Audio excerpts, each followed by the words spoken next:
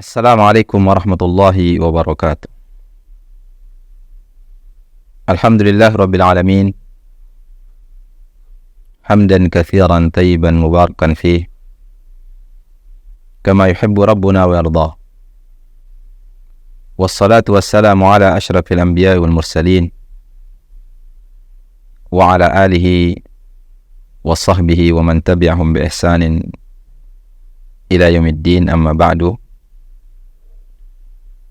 Kaum muslimin yang dirahmati Allah Subhanahu wa taala, pertama-tama marilah kita bersyukur pada Allah Subhanahu wa taala atas segala nikmat yang diberikan kepada kita sehingga kita dapat melanjutkan kembali pembahasan kita dari kitab Al-Qawaidul Jami'ah ala Kitab Tauhid. Semoga apa yang kita bahas bermanfaat bagi kita dan dapat kita amalkan dalam kehidupan kita sehari-hari.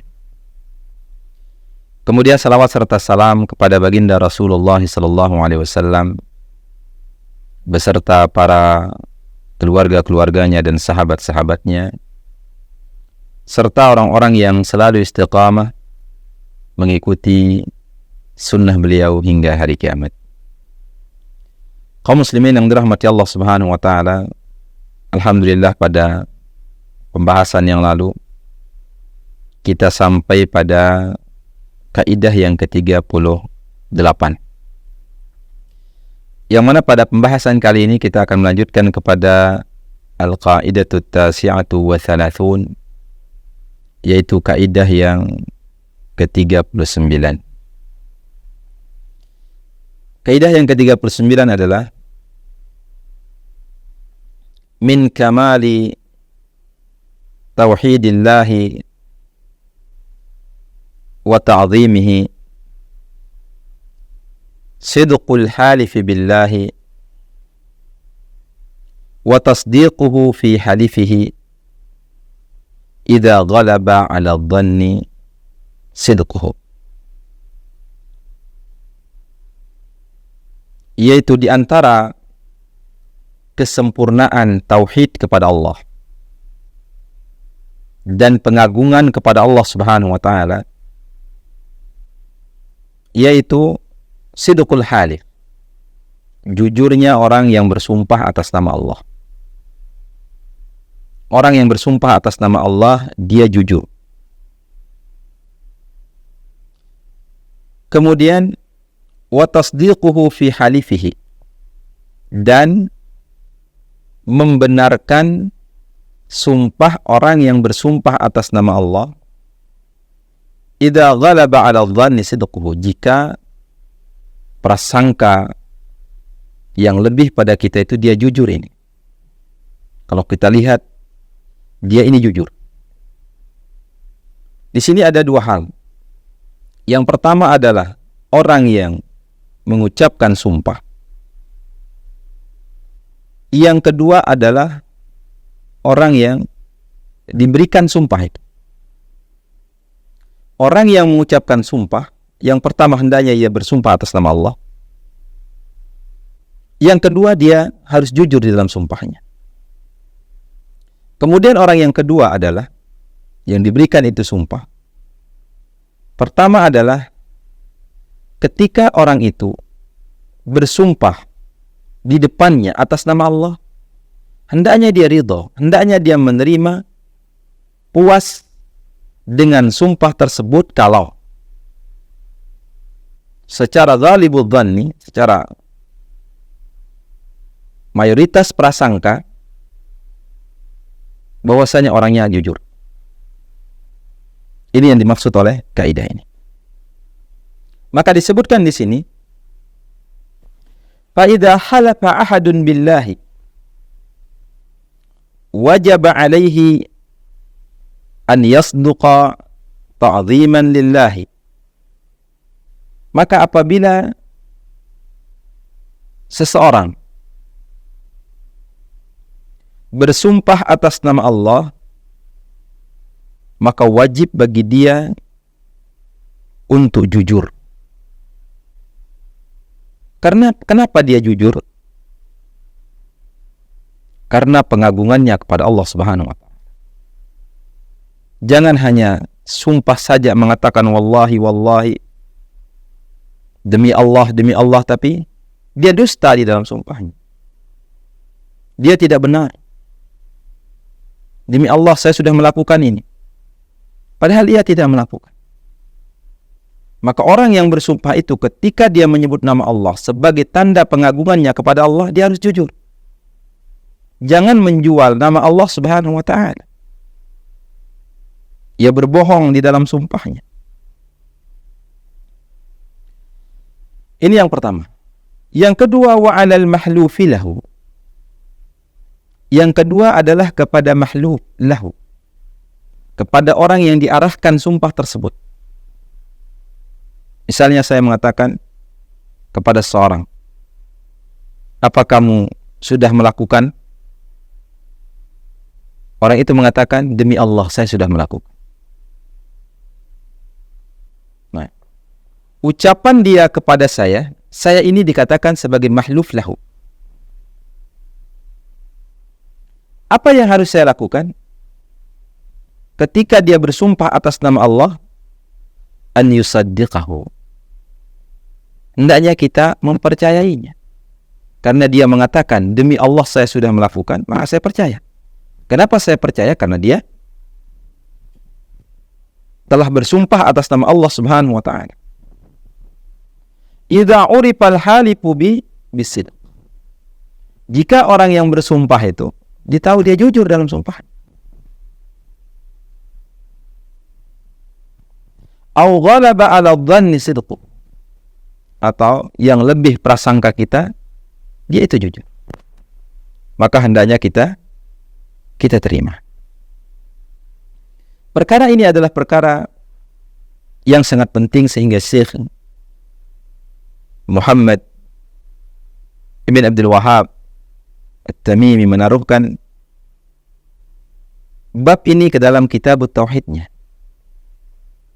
Ada bab tersendiri, itu bab yang ke-43 dalam kitab Tauhid, tentang babu ma jaa fi man lam yaqna' bil halifi billahi. Itu bab yang menjelaskan pada orang yang tidak ridha, tidak menerima, tidak puas dengan sumpah atas nama Allah Subhanahu wa taala. Orang bersumpah kepadanya atas nama Allah Subhanahu wa taala, padahal orang yang bersumpah tersebut adalah jujur, dia masih tidak terima. Orang mengatakan kepadanya, demi Allah saya sudah melakukan. Hendak, saya tidak terima. Ini termasuk bagian dari dosa besar. Karena ia tidak ridha, tidak puas, padahal orang sudah menyebut nama Allah Subhanahu wa taala, bersumpah atas nama Allah Subhanahu wa taala di dalam ungkapannya. Dalilnya adalah hadis Abdullah ibn Umar radhiyallahu anhuma yang diriwayatkan oleh Al-Imam Ibnu Majah, dan hadis ini dihasankan oleh para ulama, termasuk di antaranya Al-Hafidz Ibnu Hajar rahimahullahu taala. Anna Rasulullah sallallahu alaihi wasallam qaal, bahwasanya Rasulullah sallallahu alaihi wasallam bersabda, la tahlifu bi abaikum. Janganlah kalian bersumpah dengan nenek moyang kalian, dengan bapak-bapak kalian. Demi bapak kami, demi nenek kami, demi kakek kami, demi leluhur kami. Jangan kalian bersumpah dengan nenek moyang kalian. Man halafa billahi falyasduq. Maka barang siapa yang bersumpah atas nama Allah, hendaknya dia jujur. Pertama, di dalam hadis ini terdapat perintah untuk kita bersumpah hanya atas nama Allah, tidak yang lain. Yang kedua, kalau kita bersumpah atas nama Allah, hendaknya kita jujur di dalam sumpah kita, jangan berbohong. Yang ketiga, wa man halafa lahu billahi, atau wa man hulifa lahu billahi falyarda. Dan yang ketiga adalah barang siapa yang disumpahkan kepadanya, diberikan sumpah kepadanya atas nama Allah, hendaknya dia ridha. Dia menerima, dia puas. Orang mengatakan kepadanya, demi Allah saya sudah lakukan, dia terima. Kenapa kalau dia tidak terima, dia tidak ridha, padahal saudaranya sudah bersumpah di depannya atas nama Allah? Wa man lam yarda falaysa minallah. Dan barang siapa yang tidak ridha, maka dia bukanlah minallah subhanahu wa ta'ala, bukan termasuk dari golongan Allah subhanahu wa ta'ala. Ini adalah ancaman bagi seorang yang orang bersumpah kepadanya atas nama Allah, dan dia tahu orang yang bersumpah itu jujur di dalam sumpahnya, tapi dia masih tidak puas, tapi dia masih tidak terima. Dan ini banyak terjadi ketika terjadi perselisihan. Ia menuduh seorang dengan sesuatu, kemudian ia tidak memiliki bukti. Karena ia tidak memiliki bukti, maka diperintahkan untuk orang bersumpah. Maka ia tidak menerima sumpah itu.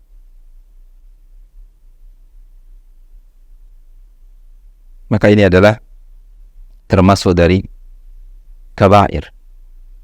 Kenapa termasuk dari kabair? Termasuk dari dosa besar? Karena ia tidak atau kurang pengagungannya kepada Allah subhanahu wa ta'ala. Ada naqs ta'zimillah, ada kurang pengagungannya kepada Allah subhanahu wa ta'ala, dan ini mengurangi kesempurnaan tauhid. Kaum muslimin yang dirahmati Allah subhanahu wa ta'ala, kemudian kita akan membahas tentang aqsamul iqtina' bil halifi billah, yaitu macam-macam iqtina', rela atau puas terkait tentang sumpah atas nama Allah subhanahu wa ta'ala. Ketika ada orang bersumpah atas nama Allah, maka kita yang diberikan sumpah tersebut sampai ia menyebut nama Allah subhanahu wa ta'ala, secara syar'i adalah kita harus yajibur ridha, wajib untuk kita ridha, menerima bil halifi billah, menerima karena orang tersebut bersumpah atas nama Allah subhanahu wa ta'ala. Fima idza tawajjahatil yaminu 'alal mudda'a 'alaihi fahalafa, ketika sumpah itu diarahkan kepada al-mudda'a 'alaihi, orang yang dituduhkan, sehingga dia bersumpah. Dan ini adalah bimuqtada hukum syar'i. Ini sesuai dengan hukum syar'i. Al-bayyinatu 'alal mudda'i wal yaminu 'ala man ankar. Bahwasanya bukti bagi orang yang menuduh, kemudian sumpah bagi orang yang dituduh. Ketika kita menuduh seorang, dia telah melakukan sesuatu atau mengambil sesuatu, kita tidak punya bukti, maka orang yang dituduh tersebut diperintahkan untuk bersumpah bahwasanya apa yang dia lakukan itu benar. Ketika ia dituduh melakukan sesuatu, ia bersumpah atas nama Allah bahwasanya ia tidak melakukan. Nah, ketika orang itu sudah bersumpah atas nama Allah, karena kita tidak memiliki bukti ketika kita menuduh dia, maka di sini kita harus puas terhadap sumpah tersebut. Kita terima dengan lapang dada. Tidak ada kejanggalan di dalam hati kita. Kecuali ada beberapa hal, ada beberapa keadaan. Ya, secara umum ada 5 keadaan. Orang itu bersumpah, yang pertama, an yu'lam kadhibuhu fala yalzam tasdiquh. Yang pertama, kita tahu dustanya. Benar-benar kita mengetahui bahwasanya dia adalah dusta dalam perkara ini. Maka kalau begini, tidak harus kita percayai, karena dia benar-benar dusta. Yang kedua, ayyatarajjah. Yang kedua adalah yang lebih dominan pada orang ini adalah dustanya. Hanya tidak 100%, tapi kalau kita lihat ya sekitar 90%, 95%, dia ini dusta. Maka juga sama, tidak harus kita mempercayainya. Yang ketiga adalah an yatasawal amran, bahwasanya perkara pada orang ini antara jujur dan dustanya itu 50-50. Kita bilang dia jujur 100% juga tidak, kita bilang dia dusta juga 100% juga tidak. Kalau kondisinya seperti ini, sama antara jujur dengan dustanya, maka wajib kita mempercayainya. Kemudian yang keempat adalah an yatarajjah sidquhu, yaitu lebih dominan jujurnya. Kalau kita melihat dari sumpahnya, bahwasanya orang ini adalah sekitar 85% atau 90% lebih dia ini jujur, maka di sini wajib kita mempercayainya. Kemudian yang terakhir adalah kita tahu 100% bahwasanya orang ini jujur dalam sumpahnya, maka ini juga sama, jelas lebih utama untuk wajib kita mempercayai. Ini dia kaum muslimin yang dirahmati Allah Subhanahu wa taala terkait tentang perkara ini. Supaya ketika ada permasalahan kita dengan seorang, kemudian orang itu mengucapkan sumpah atas nama Allah Subhanahu wa taala, maka hendaknya kita menerima dengan lapang dada. Kalau kita tidak mengetahui apa dia jujur atau tidak, tapi zahir yang dia ucapkan adalah dia bersumpah atas nama Allah Subhanahu wa taala. Karena dia bersumpah atas nama Allah Subhanahu wa taala sebagai pengagungan kita kepada Allah Azza wa Jalla, kita terima. Urusan dia jujur, urusan dia dusta, urusan dia tidak benar dan lain sebagainya, nanti dia berurusan dengan Allah Azza wa Jalla. Tapi kita yang telah mendengar dia mengucapkan la ilaha illallah, mengucapkan demi Allah,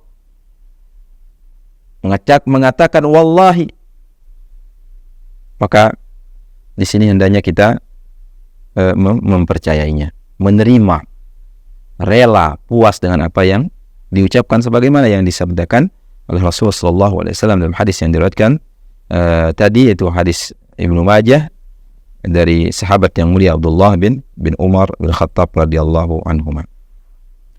Kaum muslimin yang dirahmati Allah Subhanahu wa taala, terkait tentang masalah ini, bahwasanya larangan bagi kita, bagi siapa saja, untuk bersumpah atas nama nenek moyang, atas nama orang tua, atas nama leluhur dan lain sebagainya.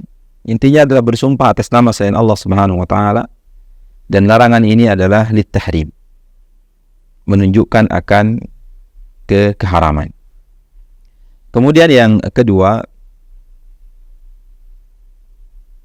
terkait bagi orang yang diberikan sumpah tersebut, yang orang bersumpah atas nama Allah Subhanahu wa taala, yaitu hendaknya dia ridha, dia menerima, dia puas dengan sumpah saudaranya ketika ia bersumpah atas nama Allah Subhanahu wa taala. Kemudian juga terdapat ancaman yang sangat berat, yang sangat besar bagi orang yang tidak menerima sumpah saudaranya yang ia menyebut nama Allah Subhanahu wa taala. Saudaranya yang bersumpah atas nama Allah Subhanahu wa taala, dia tidak ridha dengan hal tersebut, dia tidak menerima, dia tidak puas, padahal saudaranya jujur. Ini menunjukkan akan kurangnya pengagungannya kepada Allah Subhanahu wa taala. Kemudian bagi orang yang bersumpah, hendaknya ia bersumpah atas nama Allah dan jujur di dalam sumpahnya. Kemudian orang yang disampaikan sumpah kepadanya, ketika orang jujur di dalam sumpahnya, maka hendaknya dia wajib menerima sumpah tersebut. Itu saja mungkin yang dapat kita sampaikan. Mudah-mudahan bermanfaat. Mudah-mudahan apa yang disampaikan dapat kita amalkan dalam kehidupan kita sehari-hari. Terima kasih atas segala perhatian. Mohon maaf atas segala kekurangan dan kehilapan. Subhanakallahumma wa bihamdika, asyhadu an la ilaha illa anta, astaghfiruka wa atubu ilaika. Wa sallallahu ala nabiyyina Muhammadin wa ala alihi wa sahbihi ajma'in. Assalamualaikum warahmatullahi wabarakatuh.